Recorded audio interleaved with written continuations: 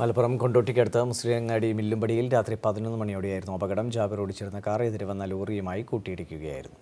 കഴിഞ്ഞ ദിവസം അപകടത്തിൽ പരിക്കേറ്റ സഹോദരനെ കോഴിക്കോട് സ്വകാര്യ ആശുപത്രിയിൽ സന്ദർശിച്ച ശേഷം തിരികെ വരികയായിരുന്നു ജാബിർ. മലപ്പുറം MSPയിൽ സർക്കിൾ ഇൻസ്പെക്ടറായിരുന്നു. മലപ്പുറം ഇന്ത്യൻ ഫുട്ബോൾ ടീമിന് സമ്മാനിച്ചത് 3 പ്രതിഭകളെയാണ്. മലപ്പുറം മൊയ്തീൻകുട്ടി, യു ഷറഫ് അലി, പിന്നെ സി ജാബിർ. ഇതിൽ ഷറഫ് അലിയും ജാബിറും അരീക്കോട് തെരട്ടമൽ സ്വദേശികളാണ്. ഇവിടത്തെ നാടൻ ഗ്രൗണ്ടുകളിൽ കളിച്ചു വളർന്നാണ് ഇവർ ദേശീയ ടീമിന്റെ കാവൽഭടന്മാരായത്. 1994-95 നെഹ്റു കപ്പിൽ റൈറ്റ് വിംഗ് ബാക്കായാണ് ജാബിർ ഇന്ത്യൻ ടീമിൽ അരങ്ങേറിയത്. ഇതിനിടെ 3 വർഷം സന്തോഷ് ട്രോഫിയിൽ കേരളത്തിന് വേണ്ടി കളിച്ചു. കേരള പോലീസ് ടീമിന്റെ അവിഭാജ്യ ഘടകമായിരുന്നു ജാബിർ. ആദ്യമായി ഫെഡറേഷൻ കപ്പ് നേടിയ പോലീസ് ടീമിൽ അംഗമായിരുന്നു. വിരമിച്ച ശേഷവും ഫുട്ബോൾ മൈതാനങ്ങളിൽ ജാബിറിനെ കാണാമായിരുന്നു.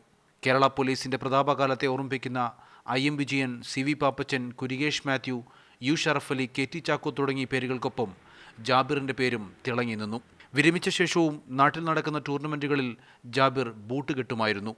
ഈ പ്രായത്തിലും പ്രതിരോധത്തിലെ ജാബിറിന്റെ പ്രകടനത്തിന് കാണികൾ മുന്തിയ മാർക്ക് നൽകുമായിരുന്നു.